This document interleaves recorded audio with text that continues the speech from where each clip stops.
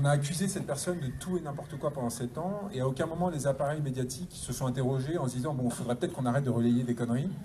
Il n'y a aucune preuve tangible sur aucune des affaires qu'on essaie de lui attribuer. On arrête à chaque fois en fait, d'essayer de détruire cet individu parce qu'il s'est opposé à ses appareils de pouvoir, et tout simplement on bloque, quoi. Et on dit non, non, mais là il y a une position de principe à adopter. Tant qu'il n'y aura pas des preuves irréfutable de ce que les appareils de pouvoir avancent, on n'accusera plus cette personne d'être agent des Russes, d'être un violeur, d'être un antisémite, etc. Et ben non, au contraire, pourquoi? Parce qu'il y a une estérisation qui est non seulement rentable, avec le buzz, mais aussi très excitante, hein, quand vous êtes journaliste, de réussir à jeter sur quelqu'un une pierre ou quelque chose de diffamant, qui font surtout que ça vous permet d'être récompensé après par les appareils de pouvoir qui ont lancé la rumeur, et bien qui font que cette personne-là a été dénigrée, continuera d'être dénigrée pendant probablement jusqu'au restant de ses jours, et qui s'est retrouvé, et c'est l'article dans le Mon Diplo que j'ai signé là, qui vient de sortir aujourd'hui, qui s'est retrouvé complètement abandonné par l'ensemble de la corporation journalistique au moment où il a été arrêté, avec notamment Fabrice Arfi, qui pourtant théoriquement est un journaliste amoureux de la liberté, qui l'a traité d'ennemi de la liberté dans un colloque il y a 2 semaines. Alors ça, on pourrait le détailler, je pourrais vous expliquer très en détail pourquoi en fait Julian Assange a mis en tension l'ensemble de l'appareil médiatique, justement par son refus de la connivence, et pour comment un journalisme d'investigation comme celui de Mediapart ne fait qu'adhérer à l'existant. De la même façon, on pose souvent la question d'Ariane Chemin, l'affaire Benalla, Le Monde. Vous voyez bien en fait que c'est des personnes qui sanctionnent les déviants de l'ordre existant sans jamais remettre en question l'ordre en tant que tel. Et c'est pour ça que cette phrase de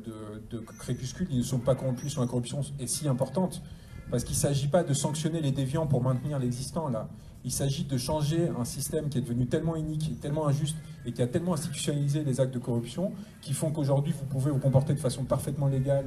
et commettre des forfaits complètement délirants comme ceux d'Édouard Philippe avec l'affaire Areva ou Emmanuel Macron avec Rothschild et ses liens avec les oligarques, sans aucun moment être inquiété par cette presse-là, parce que cette presse-là ne va chercher que quoi? Que la commission de l'acte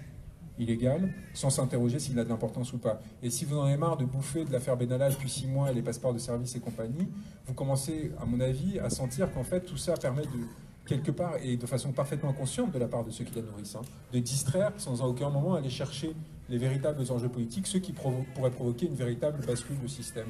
Et donc, en gros, Mediapart vit d'une sorte de renouvellement permanent du scandale. Donc on fait sauter tous les 2-3 ans une figure majeure, Cahuzac, etc. Mais à aucun moment on remet en question fondamentalement ce qui provoque cette corruption,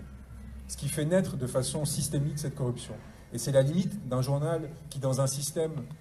meilleur et plus sain et plus équilibré, serait extrêmement important, mais qui en l'espèce, du coup, quelque part, finit par l'aider à s'installer. Et qui fait que, par contre, quelqu'un comme Assange, qui n'est pas du tout dans une adhésion à un quelconque système politique, bah, leur apparaît presque comme une menace, parce qu'il est beaucoup trop radical dans son approche, qu'ils ne le sont eux, qui en fait sont beaucoup plus conformistes que ce qu'ils aimeraient l'être. Et c'est pour ça qu'ils ont été si furieux que je révèle leur lien avec Xavier Niel, mais aussi avec Alain Minc, avec Jean-Pierre Mignard et compagnie, et qu'ils ont commis en retour non pas une acceptation du fait qu'ils avaient peut-être fait une erreur en acceptant que Xavier Niel rentre à leur capital. À l'époque, c'était quand même 15% du capital de Mediapart. C'est pas sûr que Mediapart ait pu exister si Xavier Niel ne les avait pas appuyés. Aujourd'hui, évidemment, ils ont beau jeu de dire c'est plus que 2%, etc. Mais à l'époque, c'était très important. Mais au-delà de ça, tous les réseaux qui ont fait Macron, Alain Minc, qui était le protecteur de Edoui Plenel au Monde, quand il était directeur du Monde pendant 15 ans, Jean-Pierre Mignard, qui a aidé Emmanuel Macron à faire des levées de fonds en Algérie, qui était l'avocat de Mediapart, qui est l'avocat de mon cabinet, l'avocat de Mediapart, et ainsi de suite. En fait, toute une série de liens sociologiques qui permettent de comprendre pourquoi Mediapart a été particulièrement, et je pèse mes mots, particulièrement complaisant, éditorialement parlant, avec Macron pendant la campagne présidentielle, alors même que les enquêtes qu'il faisait, notamment avec Laurent Mauduit et quelques autres, démontraient que cette personne était extrêmement dangereuse pour la démocratie française. Et en fait, ce hiatus, qui n'a pas été résolu, dès le moment qu'il a été pointé, si vous l'avez lu, Crépuscule, de façon non agressive, hein, en disant juste voilà une explication qui permet de mieux comprendre ce qui s'est passé, pourquoi il y a eu une sorte de contradiction apparente, a provoqué chez eux un débat